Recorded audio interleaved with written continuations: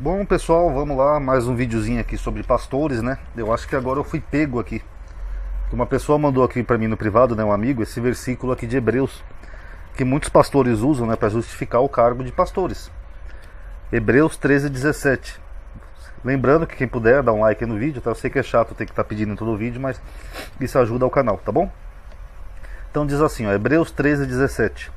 Obedecei a vossos pastores e sujeitai-vos a eles, porque velam por vossas almas, como aqueles que hão de dar conta delas, para que o façam com alegria e não gemendo, porque isso não vos será útil. Interessante. Então, pessoal, nós vamos ver três coisas aqui nesse versículo aqui de Hebreus, tá? Primeiro a gente vai ver o termo. Eu dei uma pesquisada aqui no termo. O termo aqui não é bem pastores, apesar de da impressão que é uma função eclesiástica, né, no texto. Mas o termo aqui seria mais líder. É aqui, ó, egeomai, né, que seriam líderes, alguém que guia, que conduz. Esse termo também é aplicado para governadores, tá? O termo pastores, como nós temos, está lá em Efésios 4:11, que é poemai, tá? Então são termozinhos diferentes que o autor de Hebreus usa.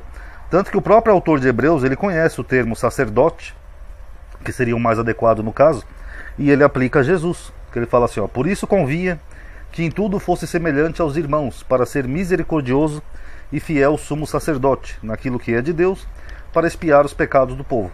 Então ele conhece o termo sacerdote, o autor de Hebreus, mas ele não aplica, ele aplica um termo que seria líderes, guias. E isso harmoniza com aquilo que eu já falei nos vídeos anteriores, que pode ser basicamente os anciãos, porque a igreja primitiva era composta de anciãos.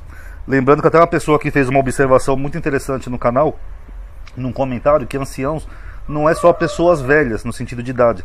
Anciãos também eram pessoas velhas na igreja. Então, por exemplo, se um jovem tivesse mais tempo de igreja, ainda que ele fosse jovem, ele era considerado um ancião, tá bom? Então era assim que era a igreja primitiva. Então o que o autor de Hebreus está falando aqui era para obedecer esses líderes, né? Literalmente a igreja primitiva, tá bom? Esse termo também, ele aparece em outros sentidos aqui, ó. Vou mostrar para vocês, ó. Mateus 2:6. E tu, Belém, terra de Judá, de modo nenhum és menor entre as capitais de Judá, porque de ti sairá o guia, aqui as Bíblias traduziu como guia, eu estou usando a Almeida Corrigida Fiel, mas é o mesmo termo, o guia que há de apacentar o meu povo Israel. Então se aqui em Mateus 2:6 é uma profecia de que haveria um guia, no singular, que iria apacentar, ó, apacentar que nem um pastor, ó, o povo de Israel, então não faz muito sentido aqui você ter uma pluralidade, né, ter vários pastores. Não faria sentido. Então, quem que é o pastor? É Jesus ou um bando de pastores? Então é um pastor e vários guias, que no caso seriam os anciãos. Aqui em Atos 14:12 a mesma coisa. E chamavam Júpiter a Barnabé e Mercúrio a Paulo, porque este era o que falava. Apesar da tradução aqui não constar, porque do grego para o português tem uma variação aqui, mas aqui tem o mesmo termo. Está dizendo que Paulo era o que liderava, ele era o guia que falava. Então Paulo era o guia de Barnabé. Aqui em Atos 15:22 temos assim, ó.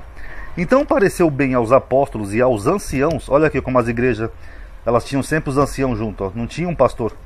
Tinha os apóstolos, que eram os que fundavam as igrejas, e os anciãos que formavam um corpo. Ó, pareceu bem aos apóstolos e aos anciãos, com toda a igreja, eleger dentre eles e enviá-los Paulo e Barnabé a Antioquia, a saber, Judas, chamado Barsabás, que é filho de Abás, e Silas, aqui em Silas ele coloca como líder, um homem distinto entre os irmãos. Tem o mesmo termo, apesar da tradução não caber na tradução. E aqui também, ó, 2 Coríntios 9:4-5. A fim de, se acaso os macedônios vierem comigo e vos acharem desapercebidos, não nos envergonhamos nós, para não dizer vós, deste firme fundamento de glória. Portanto, tive por coisa necessária exortar, aqui ao mesmo tempo, o mesmo termo, tá? Então aqui deveria ser guiar, conduzir. Exortar estes irmãos, para que primeiro fossem ter convosco, e preparassem de antemão a vossa bênção, já antes anunciada, para que esteja pronta como bênção e não como avareza. Então aqui Paulo está falando dos macedônios, e Paulo não se coloca como pastor. Ele se coloca como alguém que conduziu os macedônios para a igreja. Vocês notaram que não tem a figura de um pastor? Então é basicamente uma comunidade, um corpo. Paulo fala em Coríntios, né, que a igreja é um corpo, né? Então, eu acho que deu para entender o termo. Vamos ver agora outras considerações aqui. O segundo ponto que a gente vai ver. Obedecei aos vossos líderes, ficaria uma tradução melhor. E sujeitai-vos a eles, porque velam por vossas almas como aqueles que hão de dar conta delas. para que o façam com alegria e não gemendo, porque isso não vos seria útil. O termo está no plural, que nem nós observamos. Logo, no entendimento do autor de Hebreus, um só é o pastor, que é o Cristo, ele também menciona isso, e a igreja era composta de líderes, provavelmente anciãos. Segundo ponto, anacronismo. O autor está se referindo aos líderes da igreja da sua época, no caso aqui esses líderes aqui, ou ele está falando de homens de 2000 anos depois que se fazem pastores? É uma pergunta honesta que eu faço, porque muitos religiosos, principalmente modernos, eu não quero generalizar, mas muitos deles cometem o erro de usurpar para eles coisas que não são para eles. Na teologia a gente aprende que a gente tem que ver quem escreveu, quando escreveu e para quem escreveu. Apesar do autor de Hebreus não ter um consenso de quem é o autor da epístola, mas ele está escrevendo numa época remota para a igreja da época dele. Obedecer aos vossos líderes. Então ele está falando de pessoas que lideravam essas comunidades na época dele, grupos de pessoas. Ele está falando de um pastor moderno, alguém que pega uma Bíblia e vai pregar nos trens, nas praças das cidades e vira um pastor? Isso aí é uma usurpação, ele não está falando dessas pessoas. Ele está falando de pessoas da época dele.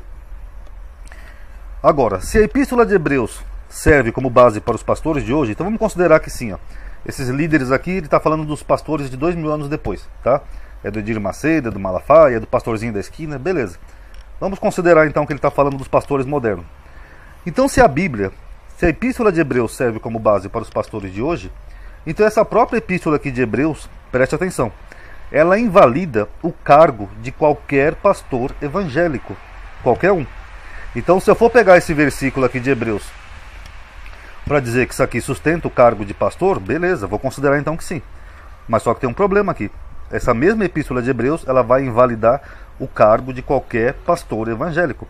Seja adventista, seja batista, seja da pentecostal, não importa. A própria epístola vai invalidar o cargo de qualquer pastor evangélico. Vamos ver por quê? Vamos lá. A epístola de Hebreus é inspirada. Uma epístola está na Bíblia, foi canonizada, inspirada pelo Espírito Santo. Beleza, então vamos considerar a epístola de Hebreus, tá? A igreja primitiva surge como uma congregação, que nem nós vimos aqui, de origem apostólica. Ou seja, eram os apóstolos e os anciãos, não tinha um líder específico. Era eles que tomavam as decisões em conjunto. Essa congregação tinha por liderança os apóstolos, que Paulo chama de colunas. Esqueci de mencionar aqui, mas eram os anciãos também, tá? E Paulo chama eles de colunas em Gálatas, porque foram eles que começaram a fundar as igrejas. Depois elas são lideradas por vários bispos sucessores, que a gente vai ver na história dos pais da igreja. Tinha um bispo em Roma, tinha um bispo não sei aonde. Na própria epístola de Pedro, né, ele escreve para alguém que está em Roma, né? Então começa a surgir uma sucessão apostólica. Então isso aqui é uma congregação. Preste bem atenção, uma congregação formada por apóstolos, anciãos e esses bispos que eram designados pelos próprios apóstolos. Como Pedro escreve lá para alguém que está lá em Roma. Beleza. Aí depois surge uma instituição chamada Igreja Católica, que unifica tudo isso em torno de um sumo sacerdote, o Papa. Então essas lideranças que haviam em toda a comunidade é o que nós chamamos de igreja primitiva. Aí depois eles resolvem unificar tudo e surge uma instituição, a Igreja Católica Apostólica Romana. Mas a igreja continua como uma congregação. A igreja tem bispos, tem cardeais, tem padres, etc. Então é uma congregação, correto? Que surge da igreja primitiva. Aí o que acontece? Essa congregação começa a se quebrar todinha. Em 1056 a igreja se divide no Cisma do Oriente. Aí começa a ter duas igrejas, a igreja do Oriente e a igreja do Ocidente. Então a igreja do Oriente, ela já deixou a congregação. Então já tem um probleminha aqui, ela se separou da igreja católica. Aí no século XII surge a reforma protestante, que origina outras rupturas. Então Lutero rompe lá com a igreja, depois vem Calvino, depois a igreja anglicana lá da Inglaterra pega o embalo e se separa da igreja católica lá, através do rei James e assim por diante. Então começa a se fragmentar toda a igreja, ou seja, eles começam a deixar a congregação católica. Católica, para quem não sabe, em grego significa universal. Então eles começam a se separar. Aí surge a igreja luterana, surge a igreja presbiteriana, surge a igreja anglicana, toda saindo da congregação católica, que era a unidade. Dessas rupturas surgem igrejas independentes, que vão saindo umas das outras até a gente chegar na igreja atual. Eu peguei aqui uma imagem ilustrativa, mas não vai dar para ver nada, que é muito pequeno, até porque é muita igreja. Mas aí vai surgindo igreja independente. Surge lá Charles Miller e funda a igreja adventista. Surge lá o Charles Wolfe e funda a igreja do Testemunha de Jeová, com a Sociedade Torre de Vigias. Surge lá Joseph Smith e funda a Sociedade Mormon e assim por diante. Então a igreja vai se separando cada vez mais distante dessa congregação aqui original. E aí depois surge aqui no Brasil igrejas independentes. Um vai lá e funda uma igreja universal. Aí o Valdomiro, que era da igreja universal, sai da universal e funda a igreja mundial. Aquele lá, não é René, aquele que era cunhado do Edir Macedo, esqueci o nome dele. Ele sai também da igreja universal e funda a igreja internacional da graça de Deus. Vai uma saindo da outra, uma congregação vai saindo de outra, e todas saíram da igreja católica, que saiu da igreja primitiva. Agora, olha o que o autor de Hebreus fala aqui, ó. Hebreus 10, 25. Não deixando a nossa aqui, ó, no plural, ele faz parte desse grupo, a nossa congregação, como é costume de alguns. Então, na época do autor de Hebreus, já tinham pessoas que estavam deixando a congregação, e o autor de Hebreus está criticando. Ele falou, não deixa a nossa congregação, como é costume de alguns, antes admoestando-nos uns aos outros, e tanto mais quanto vedes que se vai aproximando aquele dia. Então o que está acontecendo aqui? O próprio autor de Hebreus que eles usam para validar o cargo de apóstolo é o próprio autor de Hebreus que está proibindo deixar a congregação. E aí, como é que explica então esses apóstolos que saíram de congregações, que saíram de outras congregações, que saíram da congregação católica, que saiu da congregação primitiva? Aliás, a congregação católica seria uma unificação, né, de toda a igreja primitiva, uma instituição. Só que aí depois eles foram tudo saindo da congregação católica. Foram saindo e foram formando suas próprias igrejas. Só que o autor de Hebreus condena, que ele fala aqui, ó, não deixando a nossa congregação, como é costume de alguns. Aí alguns podem falar aqui nos comentários do vídeo, não, amadinho, aqui a nossa congregação era a igreja que ele está falando, para não abandonar Cristo Jesus, não tem nada a ver com a igreja católica, amadinho. Naquela época não tinha igreja católica, na época do autor de Hebreus. Ah, então quer dizer que agora que vale para a época do autor. Aí tudo bem, vocês entendem aqui nesse versículo que ele está falando da época dele. Agora esse versículo aqui vocês entendem que é universal, é para 2000 anos depois. Aí não dá, né, pessoal, é 2 pesos e 2 medidas. Ou se chega no entendimento que a epístola de Hebreus ele está falando da época dele e com os líderes da época dele, ou se chega o entendimento que o autor de Hebreus está falando de pastores do futuro e automaticamente condenando esses pastores do futuro porque eles deixaram a congregação. E aí, como é que fica? Então tá aí, pessoal, mais um videozinho. Tirem suas conclusões, quem puder dar um like no vídeo que vai estar ajudando a aumentar o alcance, tá? Obrigado aí por ter assistido. Paz a todos.